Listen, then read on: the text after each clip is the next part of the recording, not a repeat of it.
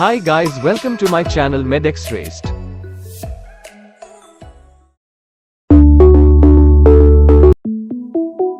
हम इंडियंस खाने पीने के बहुत शौकीन होते हैं और बहुत बार बाहर का खाना खाने से पहले एक बार भी नहीं सोचते। पर क्या आपको पता है गलत खान पान की आदतों की वजह से हमारे पेट में दर्द, एसिडिटी और पेट की अनेक छोटी मोटी समस्याएं हो सकती हैं। अक्सर एसिडिटी और पेट दर्द जैसी समस्याओं को हम नज़रअंदाज कर देते हैं, परंतु यदि आप लगातार पेट और पीठ दर्द से पीड़ित हैं तो इसे हल्के में न लें। यह अपेंडिक्स का दर्द भी हो सकता है। अपेंडिक्स आंत का ही एक टुकड़ा होता है जो सामान्यतः छोटी आंत और बड़ी आंत के बीच में होता है। ये लगभग 4 इंच लंबी एक पतली ट्यूब होती है जो पेट में दाईं ओर नीचे की तरफ होती है। जब व्यक्ति को लंबे समय तक एसिडिटी, कब्ज या पेट में इन्फेक्शन की समस्या रहती है तो इस आंत में सूजन आ जाती है जो अपेंडिक्स के दर्द का कारण बनती है। इसलिए आवश्यक है कि इसके लक्षणों और कारणों के बारे में पता हो ताकि समय से इसका इलाज करा सके। आइए जानते हैं अपेंडिक्स का मतलब क्या होता है।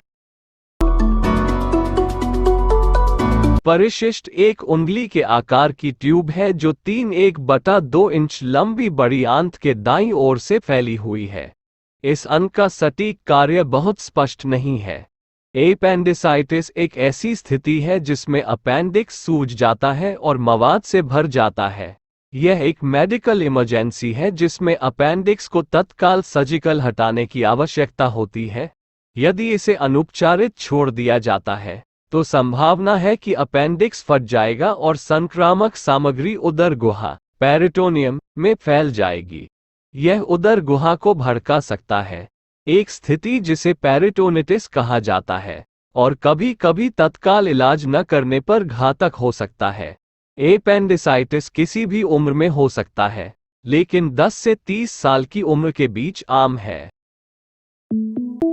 जानिए इसके कारण। एपेंडिसाइटिस के कारणों में शामिल हो सकते हैं परिशिष्ट गुहा और मल पथरी, मल का कठोर टुकड़ा, भोजन अपशिष्ट या ट्यूमर की रुकावट, जठरांत्र संबंधी संक्रमण, सूजन। ये अपेंडिक्स में स्वाभाविक रूप से मौजूद बैक्टीरिया को तेजी से गुना कर सकते हैं जिससे सूजन और संक्रमण हो सकता है। जानिए इसके संकेत और लक्षण।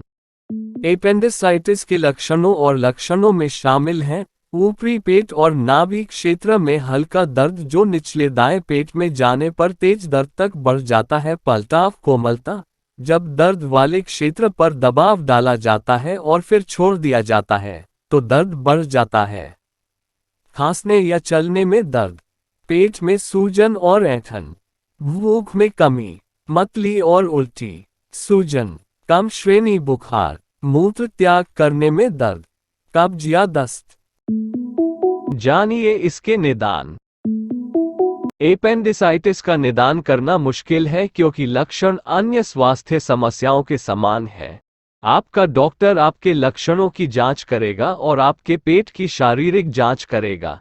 नैदानिक परीक्षणों में शामिल है उच्च सफेद रक्त कोशिका गिनती की जांच के लिए रक्त परीक्षण, मूत्र पथ के संक्रमण या गुर्दे की पथरी को बाहर करने के लिए मूत्र परीक्षण, पेट के एक्सरे, अल्ट्रासाउंड या कंप्यूटरीकृत टोमोग्राफी सीटी स्कैन सहित इमेजिंग परीक्षण, मलाशय परीक्षा।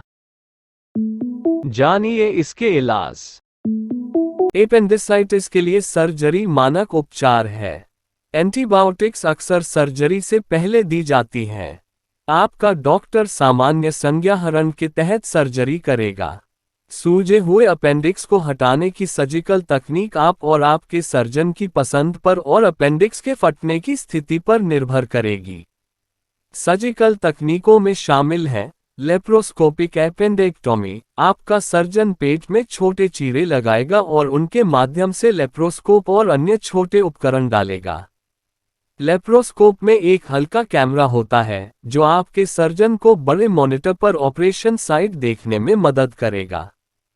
पेट की दीवारों को अन्य अंगों से अलग करने और बेहतर दृश्यता प्रदान करने के लिए एक गैस पंप की जाएगी। आपका सर्जन तब अपेंडिक्स को हटा देगा। लेप्रोस्कोपिक सर्जरी आपको कम निशान के साथ तेजी से ठीक होने की अनुमति देगी। हालांकि, यदि अपेंडिक्स फट गया है और संक्रमण फैल गया है, तो आपको ओपन एपेंडेक्टोमी से गुजरना पड़ सकता है, जो आपके सर्जन को किसी भी संक्रामक सामग्री के उदर गुहा को अच्छी तरह से साफ करने की अनुमति देगा। ओपन एपेंडेक्टोमी, आपका सर्जन पेट पर 2 से 4 इंच का चीरा लगाकर एक ओपन सर्जरी करेगा और अपेंडिक्स को हटा देगा।